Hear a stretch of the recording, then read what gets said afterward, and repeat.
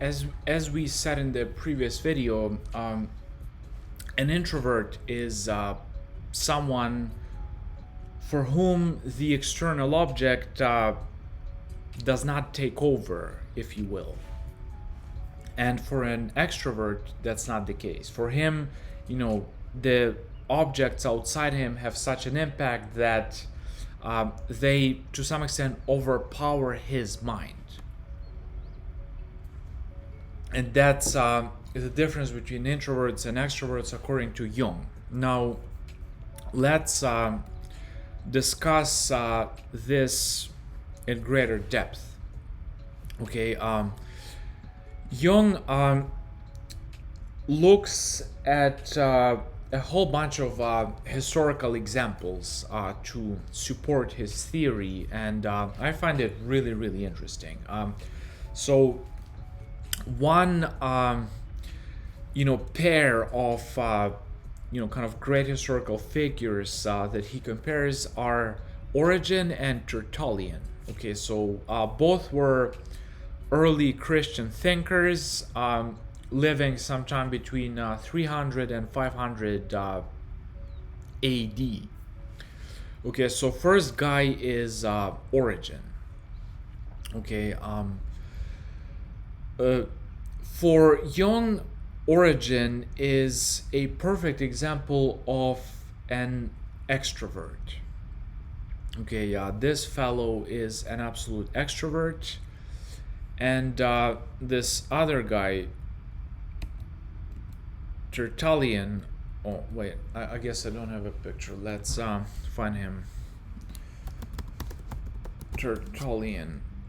This guy is an example of an introvert.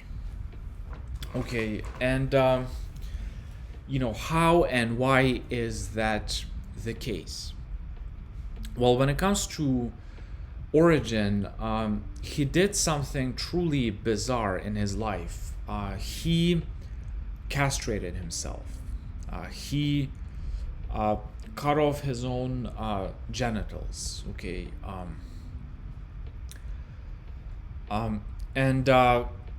Jung kind of asked this question. I mean, why in the world would someone do this? And let's think about it. Well, when it comes to, as we said previously, what matters is your relationship to an object outside you. Well, it kind of works, the opposite. So the things that attach you to your inner self, to your inner feeling, well, they kind of interfere with your extroverted tendencies, and vice versa. Those things that attach you to the external, they kind of interfere with your introvert tendencies. Pretty simple concept if you really think about it. So, and in this case, Origen castrated himself because, when it comes to feelings, feeling is what attaches you to things in this world. Not to things in this world, but to your inner self.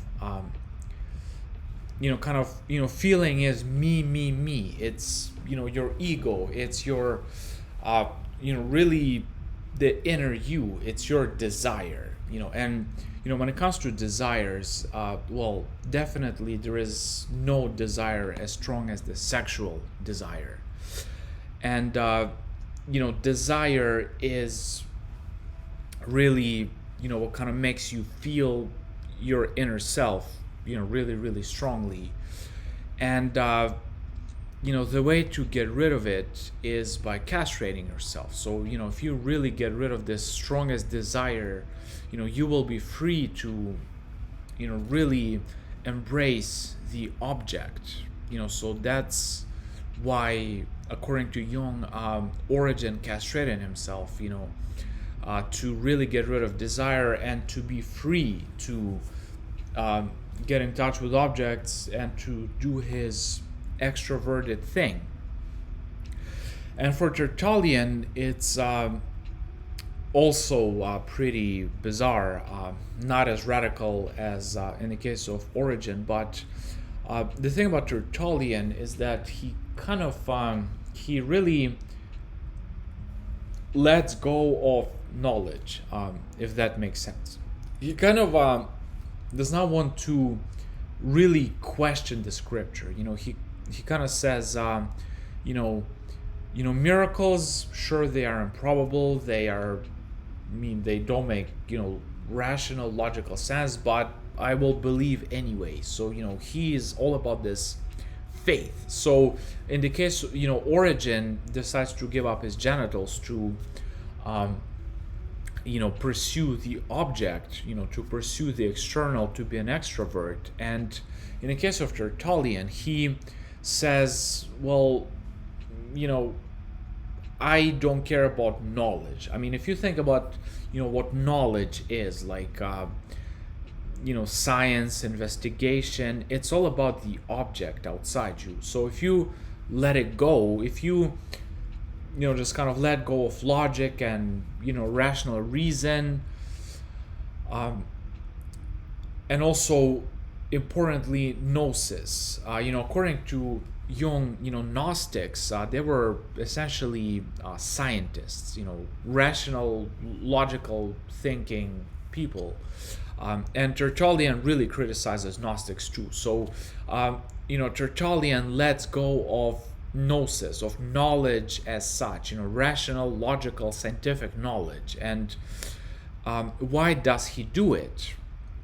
Well, he does it to let go of the object. If thinking, science, Gnosis, and investigation is all about studying, investigating, thinking about things outside you, if you let go of it, you're free to pursue your inner world. You're kind of more free to be an introvert, essentially.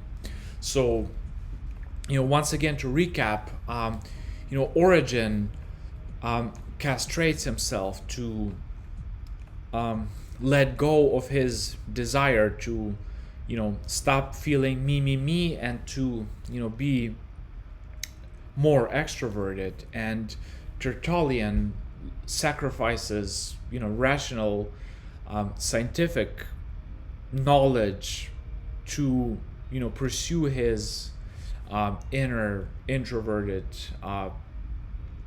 self.